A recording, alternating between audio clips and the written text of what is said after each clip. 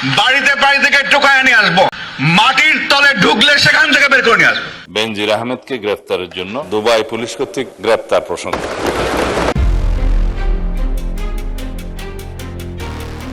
এক সময় যার নামে ভয়ে বাঘে মোষে এক ঘাটে জল খেত, যার একটি হুঙ্কারে কেঁপে উঠত গোটা দেশ, সেই প্রতাপশালী সাবেক আইজিপি বেনজির আহমেদ আজ কোথায়?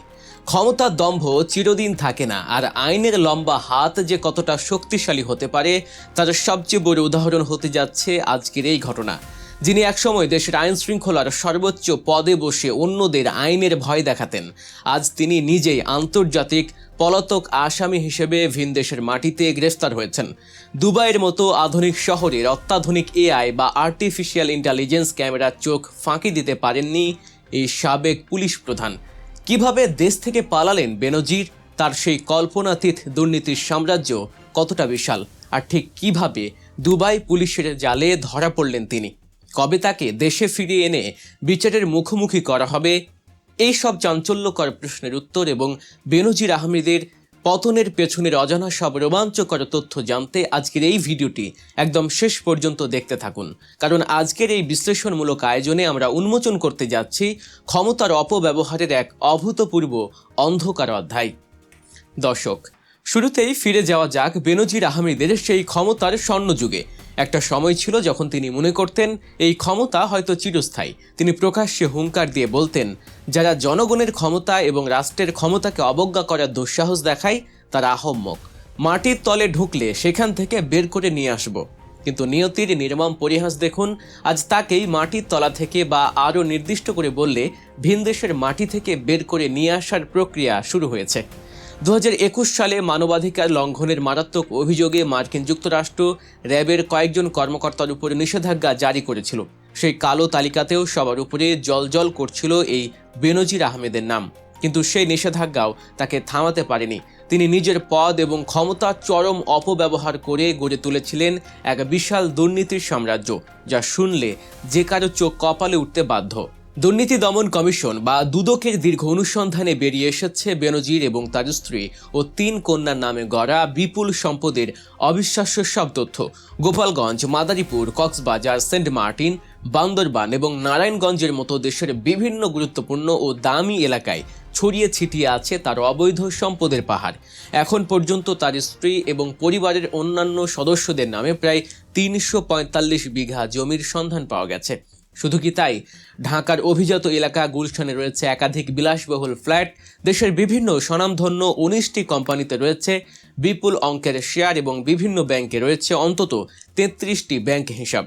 সবচেয়ে শিউরে ওঠার মতো বিষয় হলো এই সম্পদ অর্জনের পেছনে রয়েছে সাধারণ মানুষকে ভয়ভীতি দেখানোর এক নির্মম ইতিহাস। গোপালগঞ্জ এবং মাদারীপুরে সংখ্যালঘু পরিবারের কাছ থেকে রীতিমতো ভয় দেখিয়ে জোর জুলুম করে জমি লিখে নেওয়ার অভিযোগ রয়েছে তার বিরুদ্ধে। স্থানীয়দের অভিযোগ, বেনজিরের হয়ে পুলিশের অন্যান্য কর্মকর্তারা জমি বিক্রির জন্য সাধারণ মানুষকে চাপ দিতেন। জমি বিক্রি না করলে তাদের উচ্ছেদ বা বড় ধরনের ক্ষতির হুমকি দেয়া হতো। তার ক্ষমতার দাপট থেকে রক্ষা পায়নি বান্দরবানের দুর্গম পাহাড়ও। সেখানেও স্ত্রী ও কন্যার নামে তিনি দখল করেছেন 25 একর জায়গা। সেখানে গড়ে তোলা হয়েছে বিশাল বাগানবাড়ি, পুকুর এবং গরুর খামার।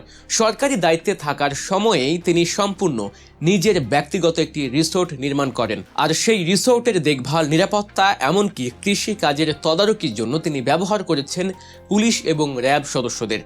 জনগণের ট্যাক্সের টাকায় বেতন পাওয়া আইন শৃঙ্খলা রক্ষাকারী বাহিনীর সদস্যদের তিনি নিজের ব্যক্তিগত পাহারাদার বানিয়েছিলেন। এটি শুধু দুর্নীতি নয়, বরং রাষ্ট্রের সাথে এক চরম প্রতারণা। যখন এই দুর্নীতির খবরগুলো দেশের মিডিয়াতে একটু একটু করে প্রকাশ পেতে শুরু করে, তখন থেকেই বেনজির বুঝতে পেরেছিলেন যে তার পায়ের তলার মাটি সরে যাচ্ছে। রাজনৈতিক পট পরিবর্তনের আগেই 2024 সালের 4ই মে শাহজালাল আন্তর্জাতিক বিমানবন্দর দিয়ে সপরিবারে অত্যন্ত সদর্পণে দেশ ত্যাগ করেন এই সাবেক আইজিপি। তিনি দেশ ছাড়ার পরপরই দুদক তার বিরুদ্ধে জ্ঞাত আয় বহির্ভূত সম্পদ অর্জন, সম্পদের তথ্য গোপন এবং অর্থ পাচারের অভিযোগে 4টি পৃথক মামলা দায়ের করে। এসব মামলায় বেনজির আহমেদ ও তার পরিবারের বিরুদ্ধে প্রায় 74,13,39,000 টাকার অবৈধ সম্পদ অর্জনের সুনির্দিষ্ট অভিযোগ আনা হয়।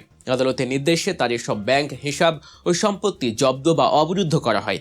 দুদকের দায়ের করা মামলায় যে কোনো সময় গ্রেফতার হতে পারেন এমন আশঙ্কা থেকেই তিনি রাতের আধারে দেশ ছেড়ে পালিয়েছিলেন। কিন্তু তিনি হয়তো ভুলে গিয়েছিলেন, অপরাধী যতই শক্তিশালী হোক না কেন, আইনের ঊর্ধ্বে তো কেউ নয়। এরপর শুরু হয় আরেক নাটকীয় পর্ব। দেশ ছেড়ে পালানোর পর বেনজির আহমেদকে আর প্রকাশ্যে দেখা যায়নি। তিনি কোথায় আছেন তা নিয়ে সারা দেশে চলছিল নানান জল্পনা কল্পনা। 2024-এর পট পরিবর্তনের পর দুদক আর বসে থাকেনি। 2025 সালের 10ই ফেব্রুয়ারি দুদকের আবেদনের প্রেক্ষিতে ঢাকা মেট্রোপলিটন সিনিয়র স্পেশাল জজ আদালত বেনজির আহমেদকে গ্রেফতারের জন্য ইন্টারপোলের রেড নোটিশ জারির আদেশ দেন। এই রেড নোটিশের মাধ্যমেই ইন্টারপোল কর্তৃক সংযুক্ত আরব আমিরাতের স্বরাষ্ট্র মন্ত্রণালয়কে তাকে গ্রেফতারের জন্য আনুষ্ঠানিক অনুরোধ জানানো হয়। অবশেষে দীর্ঘ 2 বছরের বেশি সময় বিদেশে পালিয়ে থাকার পর তার শেষ রক্ষা হলো না। দুবাই পুলিশের পাতা জালে খুব নিখুঁতভাবেই ধরা পড়লেন তিনি। গ্রেফতারের মুহূর্তটি ছিল হলিউডের যে কোনো থ্রিলার মুভিকেও হার মানানোর মতো। লন্ডনে আত্মগোপনে থাকা বেনজির আহমেদ সিদ্ধান্ত নিয়েছিলেন এশিয়ার অন্য কোনো দেশে, সম্ভবত সিঙ্গাপুর বা থাইল্যান্ডে পালিয়ে যাওয়ার। সেই পরিকল্পনা অনুযায়ী তিনি লন্ডন থেকে ফ্লাইটে ওঠেন। তার পরিকল্পনা ছিল দুবাইয়ে ট্রানজিট নিয়ে গন্তব্যে পৌঁছানোর। দুবাই আন্তর্জাতিক বিমানবন্দরে ট্রানজিটের সময় অন্যান্য সাধারণ যাত্রীদের মতোই তিনি ইমিগ্রেশন ও নিরাপত্তা ব্যবস্থার ভেতর দিয়ে যাচ্ছিলেন। তিনি হয়তো ভেবেছিলেন সাধারণ পোশাকে তাকে কেউ চিনতে পারবে না, কিন্তু আধুনিক প্রযুক্তি তার সব চালাকি ধরে ফেলে। দুবাই বিমানবন্দরের অত্যাধুনিক আর্টিফিশিয়াল ইন্টেলিজেন্স বা এআই ভিত্তিক ফেস রিকগনিশন ক্যামেরায় তার মুখমণ্ডল স্ক্যান করা হয়। মুহূর্তের মধ্যেই সে স্ক্যানের তথ্য আন্তর্জাতিক অপরাধীদের ডাটাবেজের সাথে মিলে যায় এবং ইন্টারপোলের রেড নোটিশের সতর্কতা সংকেত বেজে ওঠে। সাথে সাথে দুবাই পুলিশের ইন্টারপোল সমন্বয়ক শাখা বিষয়টি নিশ্চিত করে এবং কিছু সময়ের মধ্যেই তাকে শারীরিকভাবে আটক করে। এভাবেই এআই প্রযুক্তির কাছে হার মানতে হয় একসময়ের এই দাপুটে পুলিশ কর্মকর্তাকে। আটকের পর তার কাছ থেকে বাংলাদেশ, পর্তুগাল এবং সংযুক্ত আরব আমিরাতে 3টি ভিন্ন ভিন্ন পাসপোর্ট উদ্ধার করা হয়, যা প্রমাণ করে তিনি দীর্ঘস্থায়ীভাবে আত্মগোপনে সব রকম প্রস্তুতি নিয়ে রেখেছিলেন। বেনজির আহমেদের এই গ্রেফতারের খবর বাংলাদেশে পৌঁছাতেই সারা দেশে ব্যাপক চাঞ্চল্য সৃষ্টি হয়। জাতীয় সংসদে দাঁড়িয়ে 300 বিধিতে দেয়া এক আনুষ্ঠানিক বিবৃতিতে বর্তমান স্বরাষ্ট্রমন্ত্রী সালাউদ্দিন আহমেদ পুরো জাতিকে আশ্বস্ত করেন। তিনি স্পষ্ট ভাষায় জানান, অপরাধী যতই শক্তিশালী হোক না কেন, সে আইনের ঊর্ধ্বে নয়। স্বরাষ্ট্রমন্ত্রী জানান, গত 12 জুন 2026 সংযুক্ত আরব আমিরাতের স্বরাষ্ট্র মন্ত্রণালয়ের ন্যাশনাল সেন্ট্রাল ব্যুরো বা এনসিবি আবুধাবি থেকে পাঠানো একটি ইমেইলের মাধ্যমে বাংলাদেশ সরকারকে বেনজির আহমেদের গ্রেফতারের বিষয়টি নিশ্চিত করা হয়েছে। আন্তর্জাতিক আইন অনুযায়ী অপরাধী প্রত্যর্পণ চুক্তির আওতায় তাকে দেশে ফিরিয়ে আনার প্রক্রিয়াটি এখন সবচেয়ে বেশি গুরুত্বপূর্ণ বিষয় হয়ে দাঁড়িয়েছে। স্বরাষ্ট্রমন্ত্রী সংসদকে আরও জানিয়েছেন যে তাকে দ্রুত দেশে ফিরিয়ে আনার জন্য দুদক ইতিমধ্যে প্রয়োজনীয় মামলার কাগজপত্র, গ্রেফতারি পরোয়ানা এবং তদন্তের নথিপত্র প্রস্তুত করেছে। পররাষ্ট্র মন্ত্রণালয়ের মাধ্যমে সংযুক্ত আরব আমিরাত কর্তৃপক্ষের কাছে কূটনৈতিক চ্যানেলে আনুষ্ঠানিক এক্সট্রাডিশন রিকোয়েস্ট বা প্রত্যর্পণ অনুরোধ পাঠানো হয়েছে। আশা করা হচ্ছে আগামী 30 দিনের মধ্যে আইনি সব প্রক্রিয়া শেষ করে এই মহা দুর্নীতিবাজকে বাংলাদেশের মাটিতে ফিরিয়ে আনা সম্ভব হবে। বেনজির আহমেদের এই পরিণতি আমাদের দেশের ভবিষ্যৎ রাজনীতিক এবং সরকারি আমলাদের জন্য একটি বিশাল সতর্কবার্তা। ক্ষমতার অপব্যবহার করে সাধারণ মানুষের অধিকার হরণ করলে তার শাস্তি যে কতটা ভয়াবহ হতে পারে, বেনজির আহমেদ তার আজ জীবন্ত দৃষ্টান্ত। আইনের শাসন যে অবশেষে জয়ী হয়, এই ঘটনা সেটি প্রমাণ করে। দর্শক, একজন সাধারণ পুলিশ কর্মকর্তা থেকে ক্ষমতার সর্বোচ্চ শিখরে পৌঁছানো এবং সেখান থেকে দুর্নীতির দায়ে আন্তর্জাতিক পলাতক আসামি হিসেবে গ্রেফতার হওয়া। বেনজির আহমেদের এই উত্থান পতনের রোমাঞ্চকর রাজনৈতিক বিশ্লেষণটি আপনাদের কাছে কেমন লাগলো? এই পুরো ঘটনাটি নিয়ে আপনাদের কি মতামত অবশ্যই কমেন্ট করে আমাদের জানান।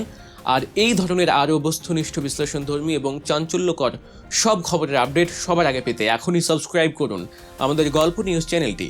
ভিডিওটি ভালো লাগলে লাইক দিন ও শেয়ার করতে ভুলবেন না। ধন্যবাদ সবাইকে, ভালো থাকবেন, আল্লাহ হাফেজ।